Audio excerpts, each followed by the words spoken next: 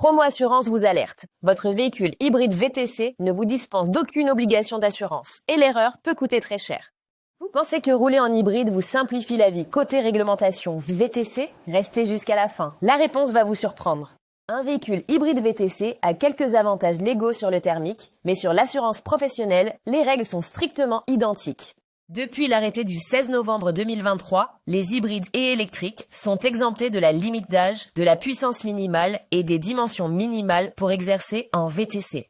Pour un véhicule thermique en VTC, la limite légale est de 7 ans depuis la première immatriculation, depuis le 6 décembre 2023. Pas la date d'achat, la date d'IMAT. Attention, l'exemption légale d'âge pour les hybrides ne garantit pas l'acceptation par Uber ou Bolt qui appliquent leurs propres critères commerciaux distincts de la loi. La loi Thévenoud 2014 impose 2 couvertures distinctes. L'ARC circulation à titre onéreux et l'ARC professionnelle. Les deux sont obligatoires, hybrides ou pas. Une assurance auto classique ne suffit pas. Elle ne couvre pas les passagers transportés à titre onéreux. Il faut les 2 volets, c'est une obligation légale. Depuis 2025, la garantie minimale de la RC professionnelle pour les passagers VTC est fixée à 5 millions d'euros. C'est un plancher légal, pas une option. Rouler sans assurance professionnelle VTC expose à une amende pouvant atteindre 3 750 euros et à l'immobilisation immédiate de votre véhicule. Aucune dérogation n'existe pour les hybrides. Les 2 volets d'assurance obligatoires s'appliquent de façon identique, quelle que soit la motorisation de votre VTC. Vous voulez vérifier que votre couverture VTC est vraiment complète? Cliquez dès maintenant sur le lien en description pour un devis Promo Assurance. Contrairement à un particulier qui passe le contrôle technique tous les 2 ans, tout VTC hybride doit le passer chaque année. Aucune exemption sur ce point. L'arrêté exempte les hybrides des contraintes d'âge et de puissance, pas du contrôle technique annuel. Ce sont 2 choses très différentes, ne les confondez pas.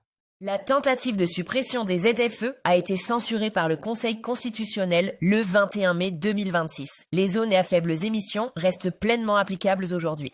Circuler en ZFE avec un véhicule classé critère incompatible avec la zone expose à une amende de 1 500 euros, même si votre hybride est délégalement conforme VTC.